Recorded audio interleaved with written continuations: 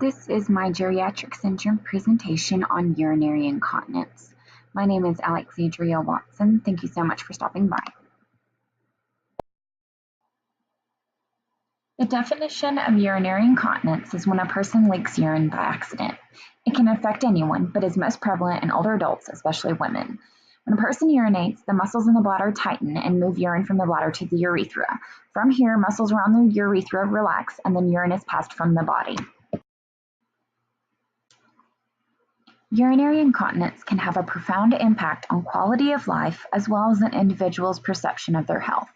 Sadly, because it is not a life-threatening condition, it's often overlooked. Many patients may also be too embarrassed to broach this subject with their medical provider. So how common is urinary incontinence? UI is typically unreported, but approximately 32% of women over 80 years old report symptoms. In long-term care settings, the rate of UI increases to 43 to 77% of the population and is the cause of 1 in 10 nursing home admissions.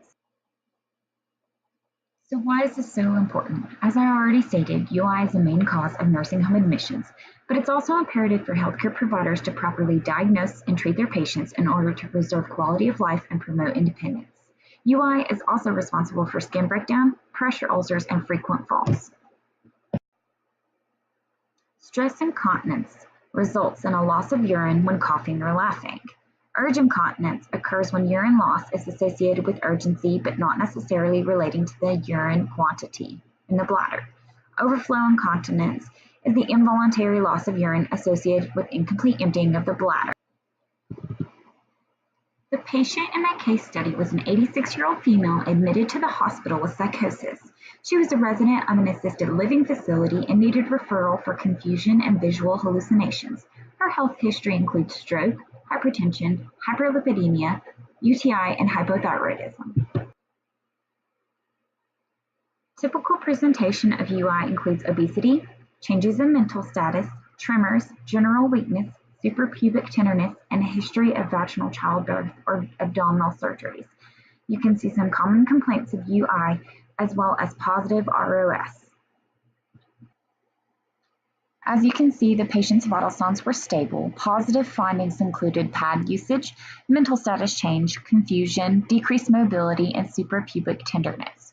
Some screening tools you can use to help determine which patients are at risk are the Get Up and Go test, the frailty tool, the gait and balance scale, and the CATS ADL. A UA and a urine culture can help determine if a UTI is the cause of incontinence. A bladder scan is indicated to determine post-void residual if overflow incontinence is suspected. Some differential diagnoses include UTI, pelvic organ prolapse, interstitial cystitis, and ectopic ureter. With UI, you always want to treat correctable causes like prescribing antibiotics for UTI, but you also want to encourage lifestyle changes like weight loss, keeping a bladder diary, cataloging fluid intake, decreasing caffeine intake, and practicing pelvic floor muscle training. Losing weight may pose a challenge to some patients due to the fear of leakage while exercising.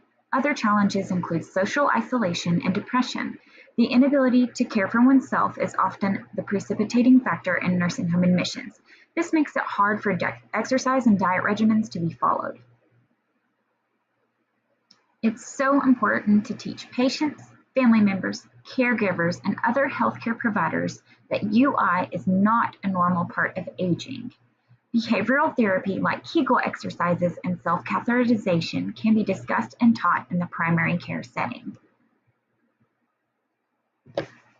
When trying to differentiate between acute urinary incontinence and persistent urinary incontinence, you can use the mnemonic devices, drip, and diapers. You can see both of these listed on this slide.